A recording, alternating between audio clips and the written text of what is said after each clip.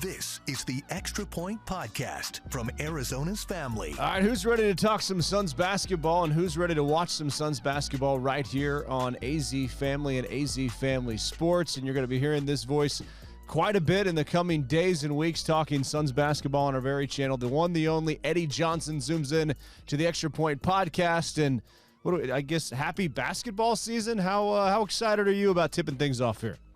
Yeah, I guess you can say happy basketball season, right? It's been a tremendous, off season.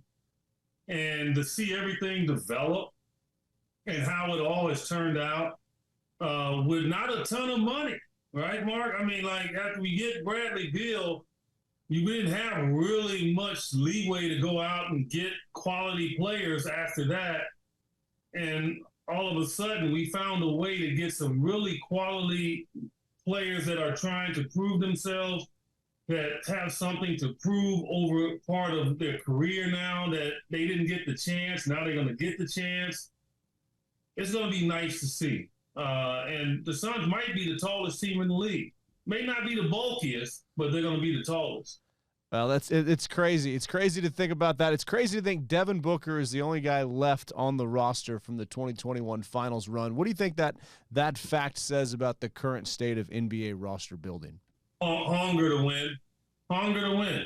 Like, when you decide that you want to play this sport, you have to know that you're not going to be lucky like Dirk Nowitzki. You're not going to be lucky like Magic Johnson, Larry Bird, players that played for one organization their whole entire career. It doesn't always pan out like that. And so because of that mindset, you just have to know that things will change. And for Devin, he's looked at a ton of teammates over the course of his young career, and now he sits all by himself, which is amazing. But when he looks around that room, he's seeing some guys that he'll like to go to battle with. And that's all it is. Those friendships don't go away. Mikal, Cam, DeAndre, all those guys that were here and left, those friendships don't go. They're chasing their dream, too, somewhere else. And so for us in Phoenix, man, we want that championship. I don't think we're too caught up in, who gets that championship for us. We'd like it to be some of our favorite players, but, hey, we want to get that trophy. And I think this is a great opportunity over the next couple of years to get it done. Well, as we look at the map to getting to that point, and you will be with us every step of the way here, during the regular season and through the playoffs, and always enjoy hearing your perspective and your radio show. That's a must listen to dial up. What are some of the mile markers on that road to the championship where you kind of, as you look at the path and say, okay, let's take a look here, see where they're at. Where do you think they need to be, say, Christmas time, after the trade deadline and approaching the playoffs? Good health. If they have good health, Mark, they're going to be right there. And you can say that for a few teams. You can say it for the Lakers. You can say it for Golden State. You can obviously say it for the defending champion, Denver Nuggets. You can say it for the Boston Celtics. You can say it for the Milwaukee Bucks. And if James Harden gets his act together, you probably can say it for the Philadelphia 76ers. And then there's some other teams in the mix. If New Orleans stays healthy, if Zion returns and plays like he's capable, they're a problem. Sacramento, they're a problem. So you see where I'm going with this. Parity is as good as it's ever been in the NBA. And even the bad, quote-unquote, bad teams that we might have this year, if you try to just roll the ball out and win, you're going to get beat. If you just try to roll the ball out on Houston, you're going to get beat. If you try to roll the ball out on Oklahoma City, you're going to get beat. So it's going to be a brutal night every night. And you want to be deep. You want to have your stars ready to go. And all I say is you got to have good health. And if you got good health and you're the Phoenix Suns, I think you're going to be right there. Well, and it was interesting, Frank Vogel running a two-a-day practice. That was like old school when you were in Kansas City, right? 2-a-days to start training camp. How much do you think his defensive philosophy is gonna transition to this team? Will this be a team where we look at and say, yeah, I mean, they'll D up? Yeah, because offensively, no matter whatever system he puts in, they're going to score points. They got three of the best scorers in the league on one team. Scoring is not going to be an issue. It's going to be how connected they are defensively, how connected they are in rebounding the basketball, how connected they are in just keeping a good floor balance. Well, in order to keep a good floor balance, you have to play unselfish. And so if they're playing unselfish, they'll be able to get back defensively and balance, and then they'll have a great opportunity to get stops. That's just how it's going to be. And everything has got to be collective with this unit, and especially on the defensive end. And I think they have the guys on this team that are concentrated enough to try to get this done. And so Frank Vogel's going to play a huge part in that. That's his forte. And so we expect our defense to improve just because of his leadership. Who's the Eddie Johnson on this team? Is it like a Grayson Allen type that's going to come in and start bombing threes? Do you have any suspects, or could it be, a different guy every night for the Suns? Well, I think it'll be, if you want to just compare what somebody's role would be and what mine would be based on how I was on this team, it's going to be Eric Gordon, and it'll be Grayson Allen. It could be Bobo. Any of those guys that can come in and they're expected to give more than just getting on the court and just fitting in. It's a responsibility that they're going to step out there on the court with.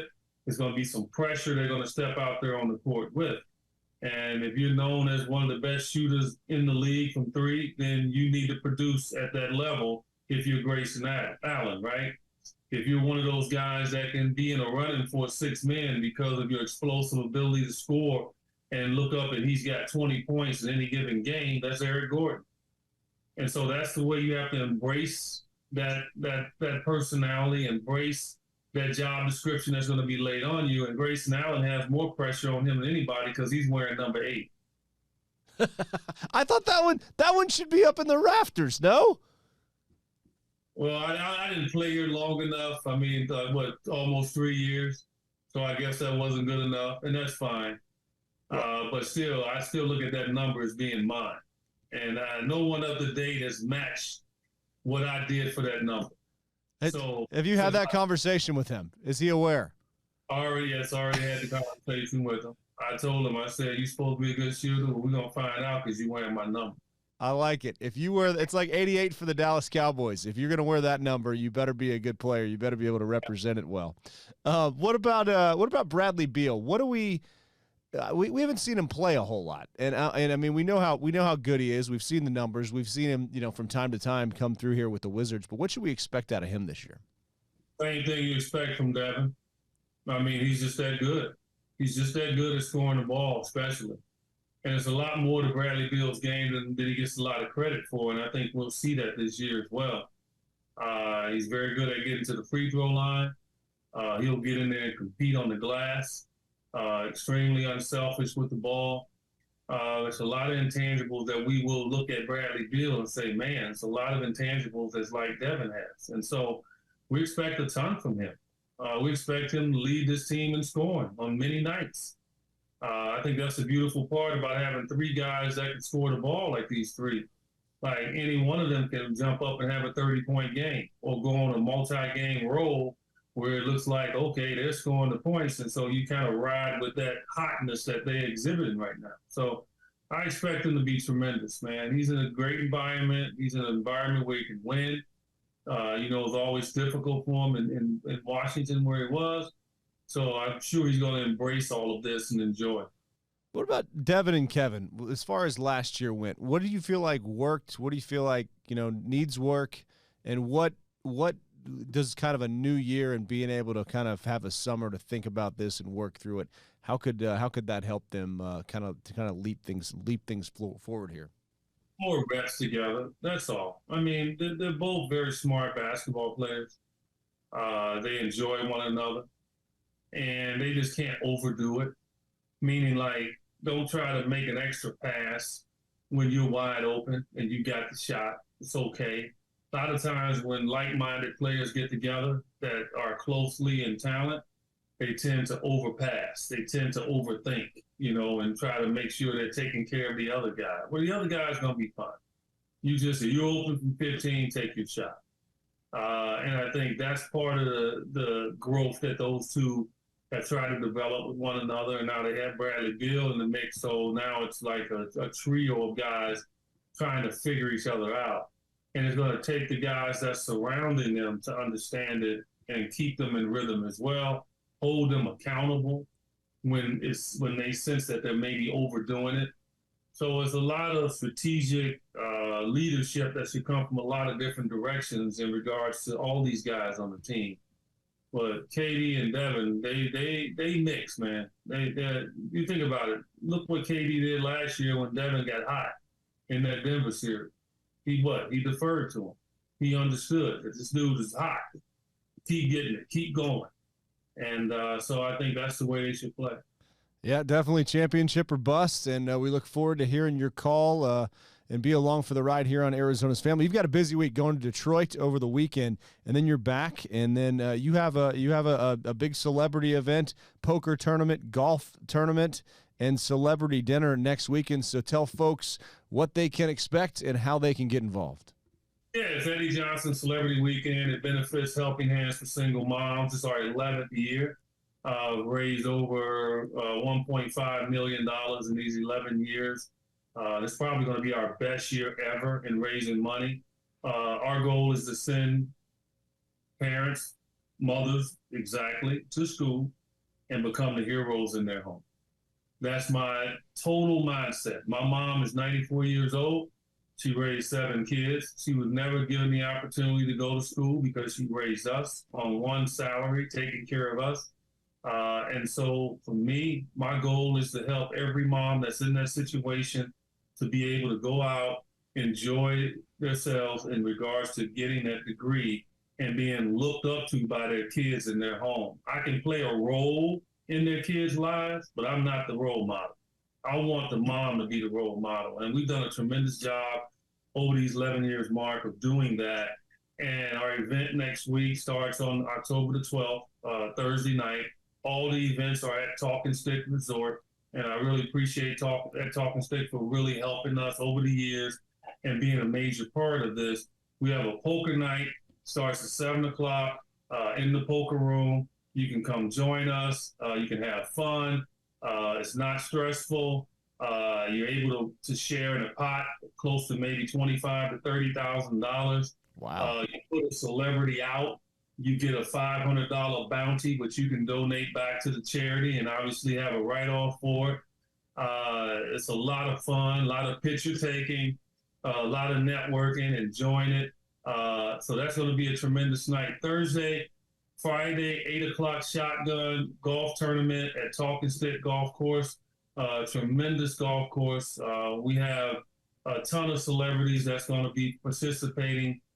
So if you can get your foursome in, we'll make sure you can get a celebrity with you and enjoy that. It's going to be a scramble. We're going to have a great time. Ex-Cardinals, ex-Suns. We got ex-Diamondbacks. We got players coming from out of town that's going to participate. It's going to be a tremendous golf tournament. I love the fact that I was able to add this to our weekend. And then on the 14th of October, and that's Saturday, we're going to have our annual dinner celebration. We're anticipating 300 to 400 people will be there. Is table still available if you want to get your table and participate as the foursomes, as the positions in the poker tournament? But we're going to be roasting Tommy Gunn. We're going to be roasting Saturday night Tom Chambers. And I'm here to tell everybody, I have received videos from all over the league, from ex-teammates, from coaches, and I'm telling you, they are having a ball sending videos in and ripping Tom. This is something that's truly special for me. I talked Tom into doing this a number of months ago. I am so appreciative that he decided to do it. I got roasted a few years ago. It's not a good position to be in when you're sitting there and people are making fun of you, but they're also anointing you. And I think for Tom Chambers, who I believe should be in the Hall of Fame, I think this is a night for people to recognize him and how great he was as a basketball player, but also have an opportunity to make a little fun. So I would love people to go to Helping Hands for singlemoms.org, and that's Helping Hands for singlemoms.org. Again, we have spots for poker still.